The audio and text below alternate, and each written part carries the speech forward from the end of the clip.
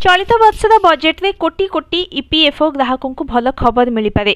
गणमाध्यम report अनुसार EPFO सदस्यों सर्वनिम्न मासिक पेंशन 1000 टंका 7500 टंका को वृद्धि हेबार संभावना रही।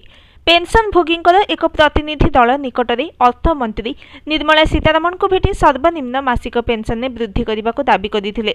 अर्थमंत्री सेमानंकर दाबी उपरे विचार करने को प्रतिश्रुति देइछन्ति। 2025-26 आर्थिक वर्षर बजेट फेब्रुआरी पहला संसद में आगत हेब। ए संपर्क में ईपीएस 95 जातीय आंदोलनकारी कमिटी जनवरी 10 तारिख में सीतारमण को भेटिथिला। यह पूर्व श्रमिक संगठन गुड़िक मध्य ईपीएफओ सदस्यों सर्वनिम्न मासिक पेंशन में वृद्धि दाबी नहीं सीतारमण सहित एक बैठक करते। से अर्थमंत्री निकट में ईपीएफओ अधीन सर्वनिम्न पेंशन में 5 गुणा वृद्धि, अष्टम वेतन आयोग तुरंत गठन एवं अति धनी लोकों उपरे अधिक टिकस लागू करने को दाबी करते। किंतु ईपीएस 95 जातीय आंदोलनकारी कमिटी 5000 टंकार पेंशन को अपर्याप्त बोली कहिथिला। कमिटी कहवा अनुसार यह लोकों मौलिक आवश्यकता को मध्य पूरण करिपरिबो नाही।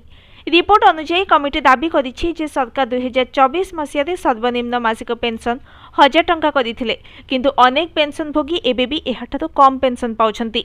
एठारे सूचना योग्य जे घरोई क्षेत्र में काम करुवा लोकों पई ईपीएफ अकाउंट रे सेमानकर मूल दरमार 12% काटी निया जाइथाय।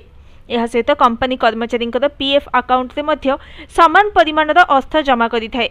नियुक्तिदाता द्वारा जमा कर टंकारु 8.33% ईपीएस को जाए, जेतेबेले बाकी 3.67% अर्थ ईपीएफ को जाए। Bureau report, news today.